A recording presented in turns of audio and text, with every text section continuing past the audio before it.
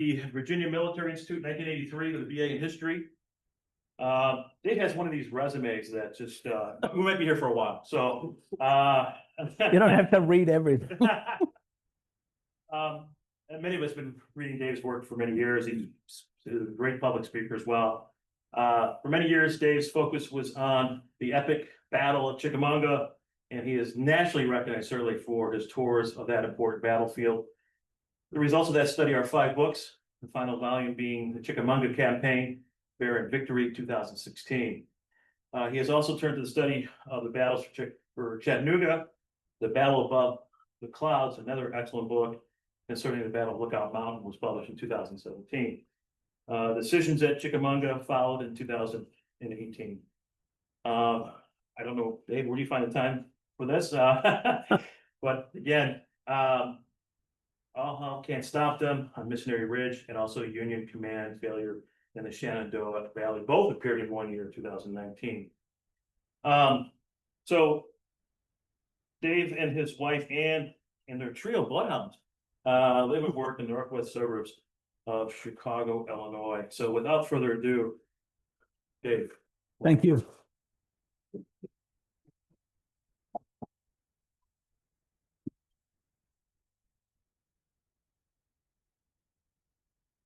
Well, thank you for having me. And thank you for the Nevins Freeman Award. That's an unexpected but great honor. There's some pretty impressive names on that list, so I greatly appreciate it. Tonight I want to talk to you about the Atlanta campaign, but since I'm projecting a 5-volume study of the 4.5 months of the Atlanta campaign, we're not going to talk about the whole Atlanta campaign tonight. I'm going to focus on a couple of critical points, what I call lost opportunities in the Atlanta campaign, where every Civil War study will discuss this. Where had somebody done something different, had General Ewell taken Culp's Hill, would Gettysburg be different? I looked at some of the decisions that the commanders in this campaign made, and I focused on a couple of points that I thought were really up there with those moments, with the great debates of many past Civil War roundtables. But before I start that, I thought I'd talk a little bit about this painting. This painting is by James Walker, a Civil War period artist. Actually, James Walker became famous before the Civil War for his paintings of the Mexican War. He was selected in 1860 to paint murals of the Mexican War in the brand new U.S. Capitol that was under construction at that time. So he was nationally famous before the war.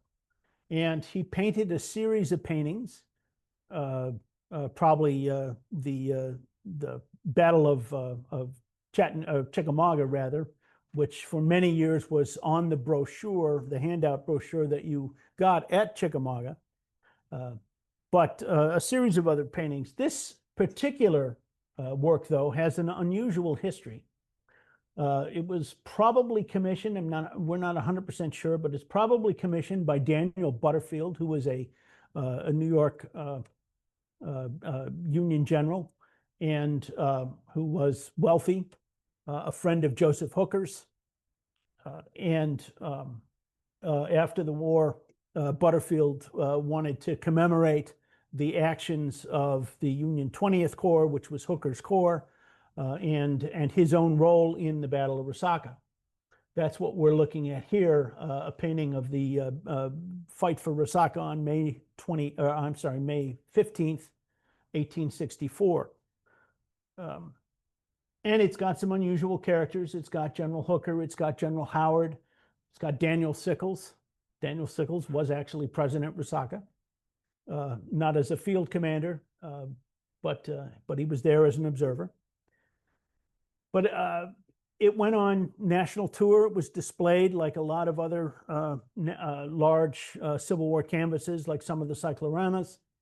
But then in the 1870s, early 1880s or so, it was rolled up and stored in one of the New York armories on Manhattan Island. And it was kind of forgotten about. And all the way into the 1950s, when the National Guard, the New York State Guard, was consolidating, and the New York Military Museum was created in Saratoga Springs. They shipped this painting, rolled up still, to the Military Museum up there in Saratoga Springs. But it had been mislabeled, and someone wrote on the outside of it that it was a copy of the Gettysburg cyclorama. And so when the New York people got it and looked at it, they said, well, we have several of these, and they just shelved it.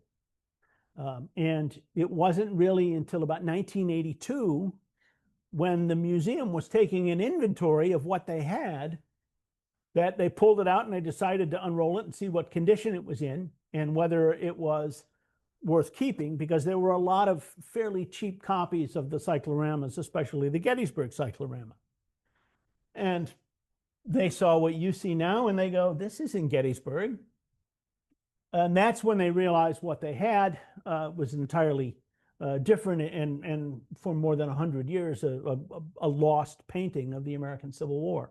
So they restored it. It's now periodically on display in Saratoga Springs, and they were nice enough to give me permission to use it as the cover for Volume 1. I like it as a reminder that there are still many things to find about the American Civil War. Some lost, and some come back to us.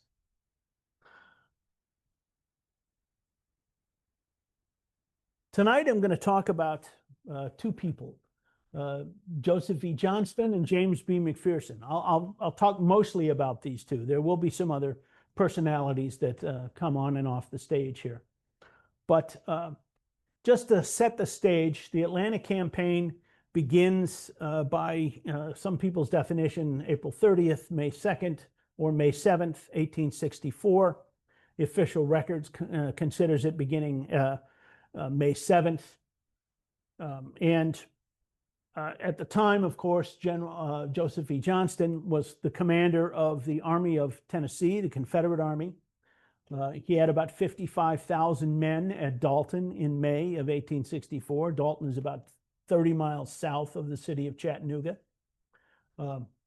And his opponent then was not James B. McPherson, but rather William T. Sherman, who commanded the Union armies, the combined Union armies, the Army of the Ohio, the Army of the Cumberland, and the Army of the Tennessee, which General McPherson commanded. And these two, Sherman and Johnson, will very famously square off for the next 4.5 months. The campaign closes finally in September 1864, on September 2nd, with the fall of Atlanta and the retreat of the Confederate Army basically into further south into Georgia, and ultimately they will head north to Tennessee. Johnston is an interesting choice for commander of the Army of Tennessee. There's a fundamental strategic problem with Confederate strategy in 1864.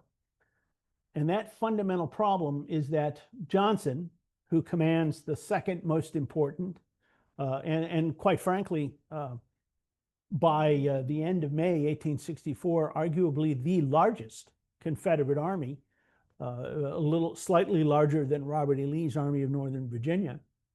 But he doesn't get along with Jefferson Davis, and it's more than just personality conflicts. There are plenty of those. This is, after all, the Confederate Army of Tennessee.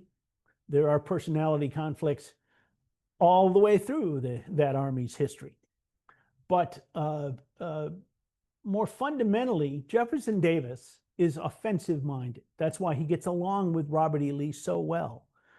He's always pushing to take the offensive, to retake lost territory. By 1864, much of the South, much of Mississippi is in Union hands. Most of Tennessee is in Union hands. Union troops are occupying large pockets along the Gulf and Atlantic coast. New Orleans is in Union hands.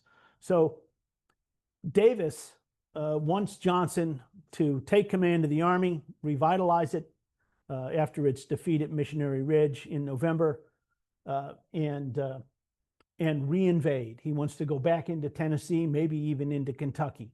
He's envisioning a revitalized Confederate war effort, something along the lines of 1862. Johnston is not that man. Not only is his personality not suited to the offensive, he's by nature cautious and careful, but also Confederacy's logistics are simply not up to the job. In order to just cross the Cumberland Plateau and get into Middle Tennessee around Nashville from Georgia, Johnson says he's going to need something on the order of 1,000 wagons and 5,000 or 6,000 extra mules. Inspection reports by other Confederate officers tend to confirm this, but that's not what Davis wants to hear. And so they're still arguing about whether or not it's possible to take the offensive. That argument boils down to Johnson arguing, well, I will need to be reinforced to face Sherman, and then we'll let Sherman come south into North Georgia. He will have to detach troops. I will defeat him or fight him, try and find places to attack his army or parts of his army. And once we have damaged Sherman's army, then maybe we can resume the offensive. But I need reinforcements in order to do that. You need to reinforce me. And Davis says, well, basically, you're not going to get any reinforcements unless you agree to commit to this grand offensive. And so they're arguing about this literally the day that Sherman's troops show up in front of Dalton, Georgia on May 8th. And it's only at the last minute that many of those reinforcements, specifically Leonidas Polk's small 20,000 man Army of Mississippi, finally arrives to reinforce Johnson, and will be arriving all through May and early June to give Johnson enough strength to take Sherman on. And so that's fundamentally the first problem with the Atlantic campaign, and it's not necessarily a lost opportunity, but it does set the stage for all of the problems that are going to follow. This fundamental disconnect between what Richmond wants and what Johnson feels he can deliver. The other man I want to talk about here is James B. McPherson. Starts the war off as a staff officer under Generals Halleck and then Grant at Shiloh. Grant and Sherman both like McPherson. He's a West Pointer. He's a class of, I think, 1853. John M. Schofield and John Bell Hood are both classmates. Schofield is now commanding the Army of the Ohio under Sherman, and John Bell Hood is commanding a corps, will ultimately command the Army of Tennessee opposing McPherson later in the campaign.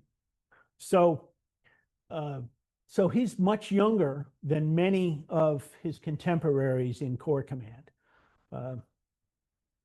And just to give you an idea of when McPherson is promoted to Major General prior to his being given command of the Army, he writes to his mother. He says, "No one is more surprised than myself to hear of my promotion." He's not exactly sure why he's been promoted. At the end of the Vicksburg campaign, General Grant singled out two corps commanders, John Logan and one other. That other officer was sick and ultimately never takes the field. But John Logan, Grant felt, was fully capable of commanding an army in the field. and deserved it. As much as he admired McPherson, he did not single out McPherson in that list. And so it's somewhat of a surprise to the Union Army of the Tennessee that McPherson is given command. But the key is West Point. McPherson is a fellow West Pointer. Grant and especially Sherman favor West Pointers. Sherman will turn to West Pointers for command positions all through this campaign, much to Logan's chagrin much later in the campaign after the Battle of Atlanta on July 22. So McPherson is young. He's commanded a corps at Vicksburg, but not particularly successfully. His single independent expedition into Mississippi was not particularly successful, and he's not by nature a very aggressive commander. But Sherman will favor him and put the burden of responsibility on him repeatedly in the campaign.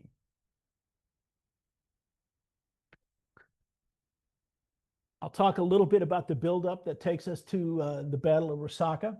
Now, I'm going to throw several maps at you. As I told Milwaukee last night, I don't expect you to take strict notes. There won't be another quiz or trivia. But I like to throw the maps up just to give you a sense of the battlefield positions and the large-scale troop movements. Sherman approaches Dalton on May 7 and 8. While he does that on May 9, he sends McPherson to Snake Creek Gap. McPherson moves through Snake Creek Gap and moves on Resaca, which is about 15 miles south of Dalton. It's the next significant rail stop on the Western and Atlantic. The Western and Atlantic Railroad is Johnson's lifeline. He has to stay close to the railroad. That's where his supplies come from. He will find it very difficult to operate too far from that railroad. And if Sherman can cut off the railroad behind him, Sherman feels he can trap the Confederate Army in Dalton and force it to retreat eastward away from Atlanta. So he assigns the mission of taking Resaca on May 9 to McPherson. Now, this is a point in Atlantic campaign debate, Civil War debate, where many people will argue that this is indeed the first lost opportunity of the campaign. Chief among them will be William T. Sherman. I'm not going to go into the specifics of Snake Creek Gap because I don't feel that this is indeed a lost opportunity. Or if it is, it's a larger lost opportunity on Sherman's part, not McPherson's part. McPherson was simply, he only commanded 23,000 troops. He's at quite a distance from the rest of the army. And so he follows the orders that Sherman gave him, much to Sherman's annoyance. He tries to cut the railroad and then he falls back to a defensive position. After several days, Johnson is able to retreat south, falls back to Resaca. And so on May 14 and 15, we have a much larger Battle of Resaca. I think I argue in the book that it is the largest single battle of the Atlantic campaign, not by casualties, but by troop strength. Approximately 140,000 troops, 60,000 Confederates, and do the math here, 80,000 Federals are involved in the Battle of Resaca. And so while it produces 5,000 casualties, it's not the bloodiest battle. Certainly, it's the battle where almost all of both armies are heavily engaged throughout the two-day fight. May 14 and 15 basically follow the same pattern. Sherman attempts to attack the Union lines or the Confederate lines first at a place called Camp Creek Valley, and then on the 15th he orders General Hooker to attack from the north. This is a map of the second day, May 15. And Resaca is essentially a drawn battle. The Confederates are heavily entrenched. Union artillery proves effective, but not effective enough to drive the Confederates off. What triggers Johnston's next retreat, and he'll get very good at retreating during the Atlantic campaign, is an action at a place called Lay's Ferry. General Sweeney, who some of us were discussing in the bar before, very appropriate for discussing General Sweeney, actually, will, with one division of the Union 16th Corps, cross Lay's Ferry on May 14 with a small force, then pull back, and then recross at Lay's Ferry. Ultimately, both all of the 16th Corps and the 15th Corps will ultimately move towards Lay's Ferry to cross. And it's this second crossing on May 15 that convinces Johnston that he has to retreat. You see here the Western and Atlantic, that railroad line on the left side of the map here. The next train stop, if you can see it down there, is Calhoun. And that's once again, Sherman is threatening Johnston's supply line. And so Johnston feels he has to retreat. And so this brings us to what I consider the first mistake of the campaign. Sherman is eager to pursue. He's surprised that Johnston had decided to fight at Resaca anyway. Johnston's army was basically penned up between two rivers, the Oostenaula and the Oostenaula rivers. And so, if Sherman had broken those lines at Resaca and the Confederates were forced to retreat, they would have to fall back to just a couple of pontoon bridges, a rail bridge, a road bridge. They would have been exposed to disaster trying to get across those choke points. Neither of these rivers is really fordable at these points. So Sherman is surprised, and when Johnston retreats, Sherman is very eager to pursue. He wants to keep the pressure on. And so on May 16th, he moves two corps, the 4th and 14th Corps, straight down through Resaca to cross the river at the rail and road bridges. The Confederates destroy the rail bridge, but not completely destroy the road bridge. And so on the morning of May 16th, many of the 4th Corps troops are able to cross it via an improvised footbridge. And then he sends McPherson with the 15th and 16th Corps back to Lay's Ferry, or to fully cross at Lay's Ferry and threaten Calhoun from the west. And then he sends the 23rd Corps, which is also John Schofield's Army of the Ohio. It's really only a one-corps army of about 13,000 men. But he also sends Joseph Hooker's 20th Corps east of the Oostenaula, where they have to cross yet another river. And so Johnston's troops all get away successfully on the night of May 15th. But Sherman has trouble on May 16th getting all of these troops across these two rivers. And so really, by the afternoon of May 16, he only has the Union 4th Corps, about 20,000 men under Howard, and McPherson's 2 Corps, about 20,000 men, on the south side of these two rivers, approaching the entire Confederate army at Calhoun. And yes, I'm subjecting you to my artwork. You can see what my map artist and my publisher go through when they look at my maps. But this should convey to you those two sort of isolated Union columns, and then this large mass of red Confederate troops down around Calhoun. Johnston's entire strategy is predicated on the idea that he will retreat, fall back, pick good defensive positions, and when the opportunity arises, he's going to counterattack. He wants to do the classic Napoleonic maneuver, really classic military maneuver, concentrate as much of his force against a small portion of the enemy's force. And really on May 16, there is no better opportunity than to do that than here at Calhoun. Johnson argues in his post-war memoirs, in the articles he writes that ultimately appear in Century Magazine and Battles and Leaders, that this is his whole strategy. This is what he intended to do all along. But on May 16th, he simply retreats. He doesn't even stop to think about counterattacking or looking for an opportunity here.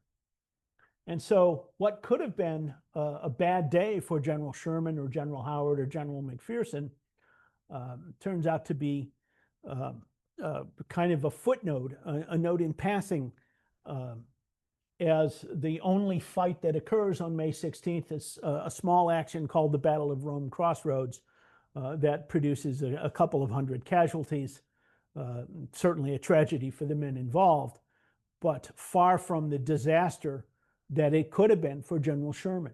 Sherman is overeager. Johnson fails to appreciate that and fails to take advantage of it. And so the rest of the campaign unfolds, or the next phase of the campaign unfolds. Johnson retreats ultimately to Adairsville, and then to a place on May 19th, to a place called Cassville. Let's see, we're not quite there yet for General Bate, so we'll hold on to Bate. While Cassville is considered, well, by some historians, the worst day of the Army of Tennessee, the Confederate Army of Tennessee. As I've said before, the Army of Tennessee has a large number of Southern lawyers as officers, as generals of brigade and divisional commanders. And I wonder if that explains why it's so argumentative. It is a hard army to command. Braxton Bragg discovered that in the 18 months that he commanded it, between the summer of 1862 and the end of 1863. Johnson is finding it equally difficult to get the army to obey his whims. Cassville, in short, is what Johnson has claimed in his post-war memoirs, that he came up with a plan to divide the army, to march them to on two separate roads, and then rejoin his army at Cassville, and lure Sherman into following him on those two separate roads, and then turning to attack one of those Federal columns, one of those pursuing columns, before the other troops could come up. There's a great deal of historical debate about this. My good friend Bob Jenkins has written an entire book on Cassville that came out last year. The reason I do not consider it a lost opportunity, or at least a lost opportunity from the Confederate point of view, is that all of this debate and all of this discussion about Cassville overlooks one important fact. Sherman never took the bait. There was never a great Confederate counterattack opportunity at Cassville. Sherman instead concentrated his army at a railroad town called Kingston, and then moved to Cassville, so that he never split his force. The most that Johnson could have attacked was a single Union brigade that marched from Adairsville towards Cassville, and halted well short of that place. Was not really about to expose itself, and certainly even if the Confederates had attacked successfully at Cassville, the loss of a single brigade would not stop Sherman's army. Sherman's numbers have declined somewhat as we get into the end of May. He's going to bring about 85,000 troops to the line of the Etowah River, and General Johnston's troops his troop strength is rising. By the same time, along the line of the Etowah, he's going to have approximately 70 or 75,000 troops. So the disparity of force that you read about so much, the disparity of force that Johnson talks about constantly, of being outnumbered 2-to-1 or 2.5-to-1, is really at this stage of the campaign, the last week of May, basically, only a ratio of about 8.5 to 7.5.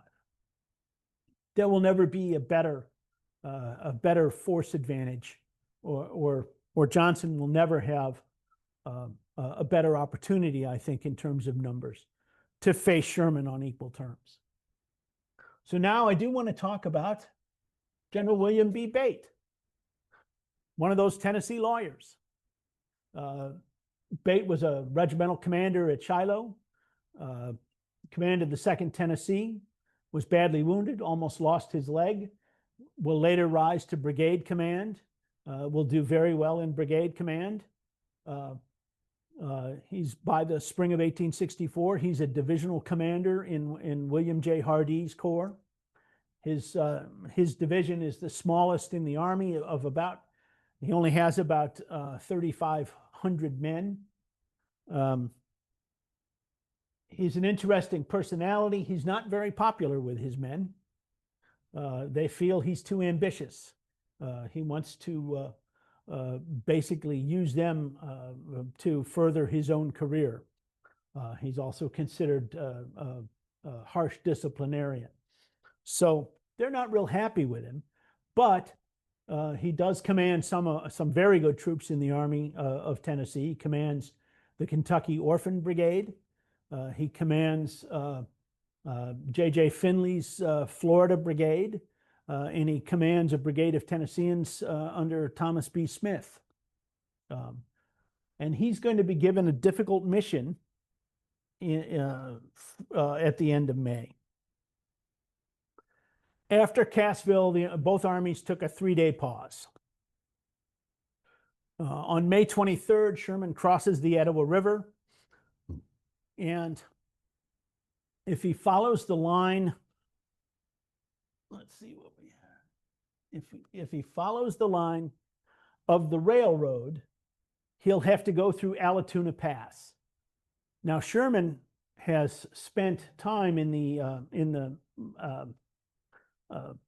1850s in this very part of North Georgia. He was detailed for the better part of a year to run down Georgia militia claims arising out of the Seminole War. And so he stayed right in this area. He made friends with some of the locals. He even visited the famous Etowah Indian Mounds that are there today, are a state park. And he doesn't want anything to do with Allatoona Pass and the Allatoona Mountains. And so his decision is to leave the railroad at Kingston, march due south towards a place called Dallas, outflank the defenses of Allatoona, and move towards Marietta. If he can get to Marietta before Johnson realizes, or ahead of Johnson in any case, he will not only outflank Allatoona, he will also outflank Kennesaw Mountain, which is a very formidable obstacle north of Marietta, and he will be able to force Johnson again to retreat away from the railroad, have to force him to retreat east, and possibly end up fragmenting and ideally destroying the Confederate Army of Tennessee. So he makes that move on May 23rd and May 24th. Johnson is ahead of him. Johnson gets wind of the movement, cuts Sherman off. Sherman discovers that the country he's moving through south of the Etowah are the foothills of the Allatoona Mountains. It's, to this day, it's very rugged. You can no longer duplicate a large portion of Sherman's march because It's a 10,000-acre nature preserve.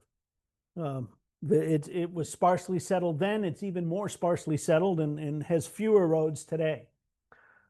So, so Sherman doesn't anticipate how long it's going to take him. That gives Johnson the opportunity to interpose his own army between Sherman's columns and Marietta. This results in a couple of different actions. The first of which happens on May 25th at a place called New Hope Church. Let's see, I think, yeah, we're going to get to those two gentlemen in a minute. New Hope Church is fought on May 25th. Joseph Hooker's corps attacks what Sherman perceives as a small Confederate force, which turns out to be Hood's entire corps of the Army of Tennessee. New Hope is a defeat for the Federals. It costs about 1,200 Union casualties and about 200 or 300 Confederate casualties. Once Sherman realizes that the Confederates have interposed between him and Marietta, he starts to, he theorizes that they have to be thinned somewhere.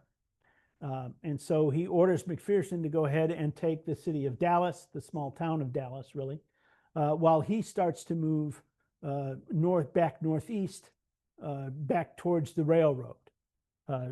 Since Johnson has abandoned Allatoona, he orders his cavalry to capture Allatoona Pass, and what we end up with is about a week of action along what the soldiers call the Hellhole and what we call the New Hope Line. Sherman's idea is to have the Union Army, the Cumberland, and Schofield's army turn the Confederate right flank towards the railroad while McPherson, off here to the left, takes Dallas. McPherson's two corps commanders are John Logan and Grenville Dodge. John Logan, despite being passed over for that promotion, despite feeling like he should have been given command of the army, likes McPherson, is willing to work with him, but does become increasingly frustrated with McPherson's caution, especially at Snake Creek Gap. Grenville Dodge is another volunteer officer. Neither of these men are West Pointers, which is a significant factor in Sherman's decision-making process, in terms of higher command anyway. But they're both very competent corps commanders. But Dodge is a little more cautious, a little more in the McPherson line. And so I'll give you a couple of maps here. The map on the right is the Civil War Trust map, and it shows you the fighting at Dallas on May 28th. The map on the left here is something I think is kind of an interesting treasure that the Kennesaw Mountain National Battlefield Park holds. You look at this map, and at first glance, it's pretty hard to read. What is that? It's obviously two armies, but this is part of a series prepared by Ed Bars,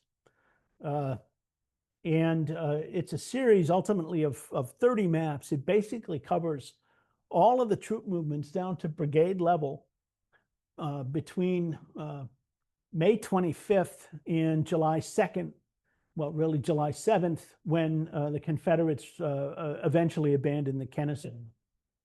And they're prepared in the 1960s.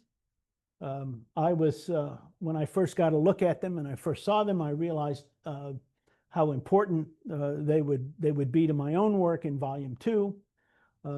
And also, I'm just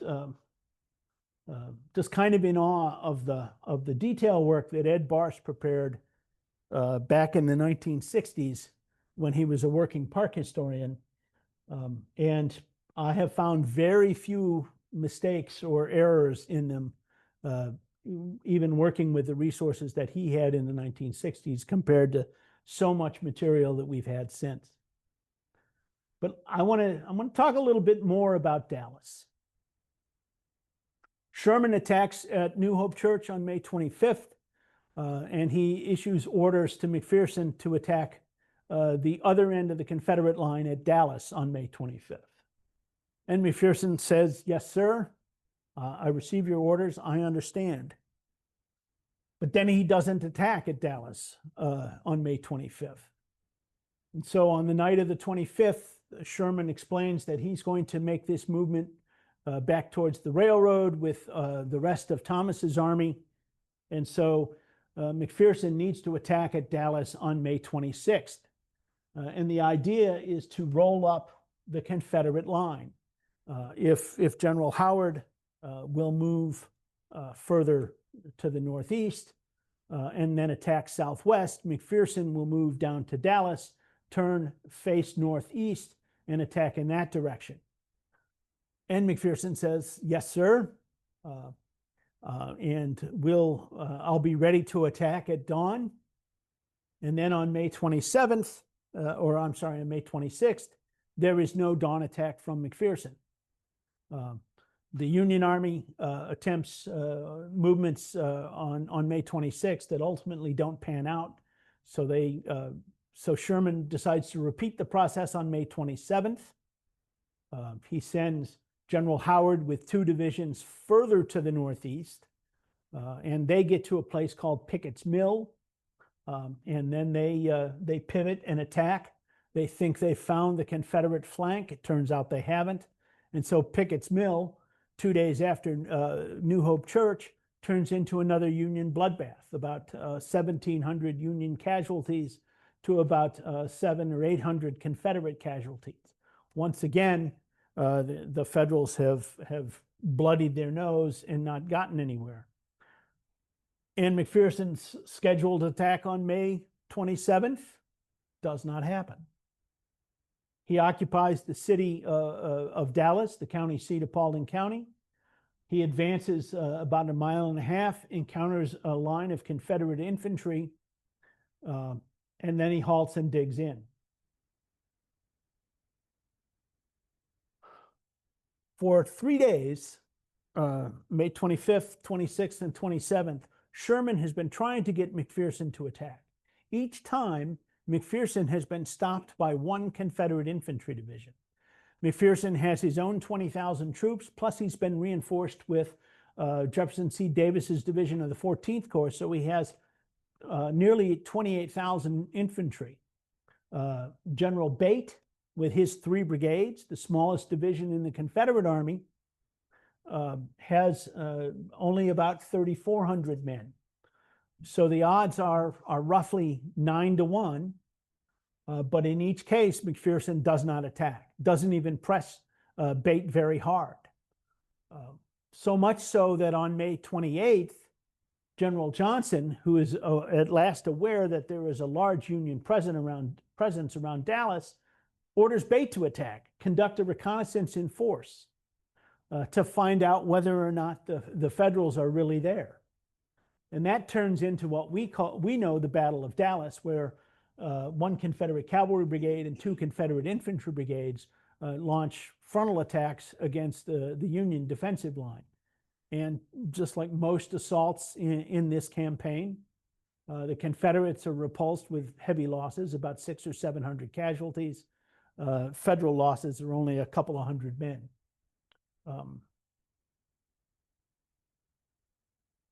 But the larger question is, why does McPherson not attack as ordered? The secondary question, the follow-up question, is what does Sherman do about it? The answer is nothing. Sherman, in his memoirs, will take McPherson to task for Snake Creek Gap and Resaca. He'll famously say, "Mac, you missed the opportunity of a lifetime." But Snake Creek Gap was McPherson had 23,000 men, and Resaca was ultimately defended by almost 7,000 Confederates. And McPherson had to advance almost 9 miles from the mouth of Snake Creek Gap to the town of Resaca. So he had to protect his flanks, and by the time he got to Resaca, he probably only had 6,000 or 7,000 men. So if Sherman viewed that as the missed opportunity of a lifetime, why didn't he ever realize the real opportunity that McPherson had here?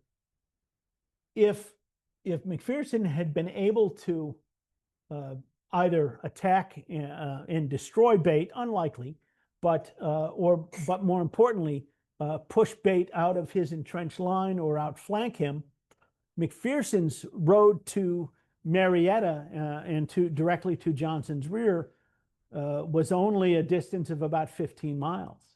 And so the opportunity to completely unhinge Johnson's defensive position on the New Hope line was much greater than anything at Resaca. McPherson ultimately is going to be killed on July 22, 1864, at the Battle of Atlanta. I think a great deal or a long way to explain why Sherman and why other generals aren't critical of McPherson at Dallas is the fact that he's martyred at Atlanta.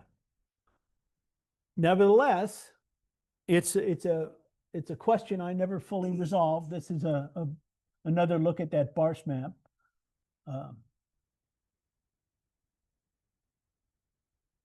And this is a Harper's Illustrated image of the Battle of Dallas. That's John Logan riding the battle lines, his black hair streaming, his heavy black mustache visible.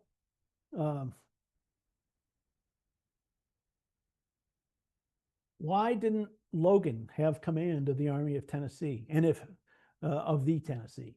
And if Logan were in command, would Dallas have gone differently? Would those nearly 30,000 Federal troops pushed William Bates' lone division out of the way and moved on to Marietta? I think Logan is a much more aggressive commander than McPherson, obviously. And I think that's one of those moments that could have made a real difference. But it doesn't matter. The bottom line, when historians start to indulge in this speculative stuff, and I'm as prone to it as anyone, ultimately we can never know, and it's kind of a dangerous road to go down. But those are what I consider the lost opportunities. Certainly Johnson along the Oostenaula, and definitely McPherson at Dallas. Thank you.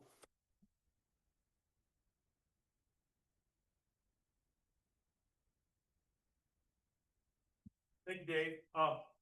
Any questions for Dave? Yes, sir, Bruce. Dave, my readings of the Atlantic campaign, I keep on hearing how the Confederates were intimidated by the Union artillery, were a big disadvantage from the Union artillery superiority, much more than only Lee's army was in Virginia. Yes.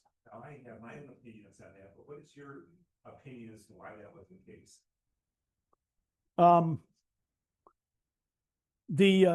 A couple of different reasons. First of all, the Confederate Army of Tennessee had less rifled artillery than Lee's Army of Northern Virginia. And so the Union simply had longer ranged, more effective rifled ordnance, the 3-inch rifle, the 10-pound Parrott, some 20-pound Parrotts.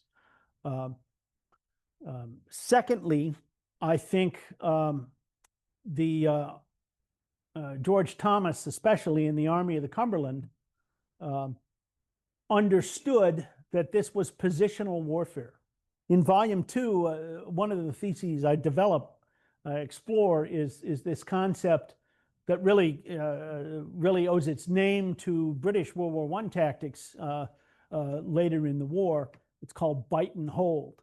Instead of frontal assaults, the Army of the Cumberland will spend much of June and July seizing critical pieces of terrain from where they can bring up artillery and lay crossfires on the Confederate defenses, and then sort of point by point force the Confederates out of difficult to hold positions. We're already seeing some of this at Resaca, where the Confederates realize that the Union artillery is picking apart their defensive works. All along the New Hope line, the Confederates talk about, I have one Confederate leader who says, we spend every day under fire, and then every night we have to work to rebuild our earthworks because they've been destroyed by Union artillery.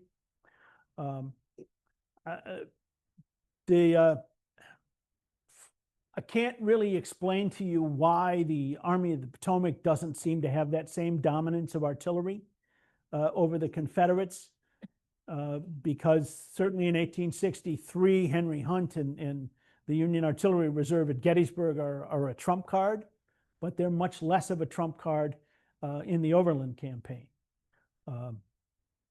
But the Union artillery does dominate it at Atlanta.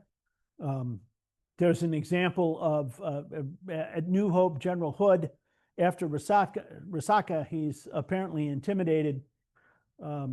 At New Hope, he says they're going to bring up 200 guns and force me out of my defensive line. And this comes from General Johnson, by the way, so take it with a grain of salt. But Johnson says after Hardee and Hood are both dead, Johnson says that Hood counsels a retreat from the New Hope line, and Hardee says, no, we have to stay here and fight. And then over the next few days, the Federals don't bring up the same amount of artillery that Hood was worried about. And so over the next few days, every time Hardee sees Hood in the morning, he says, where are your 200 guns, General Hood? But that story does reveal that, to me at least, that the Confederates are indeed intimidated by that Union artillery. Yes, sir.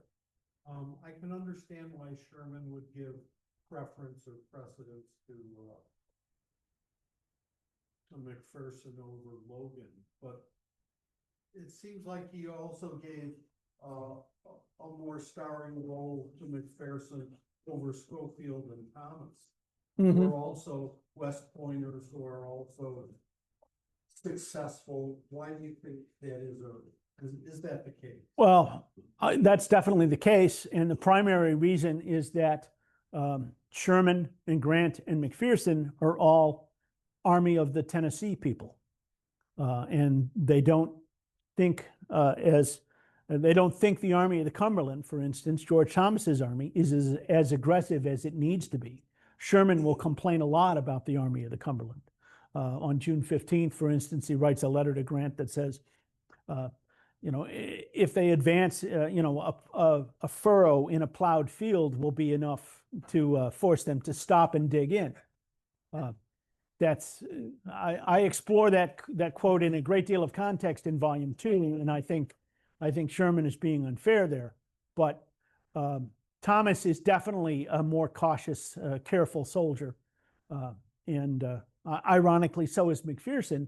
But Sherman expects him to be something else. Schofield, the bottom line is Schofield only has a small corps he starts the campaign with 12,000 troops, and by this stage of the campaign, he has less than 10,000 men. So his 23rd Corps is simply not strong enough to conduct any of these sort of independent maneuver operations, to detach itself from the army a fair distance and be able to survive. Okay. All right, let's have one more round of applause for Dave. for that.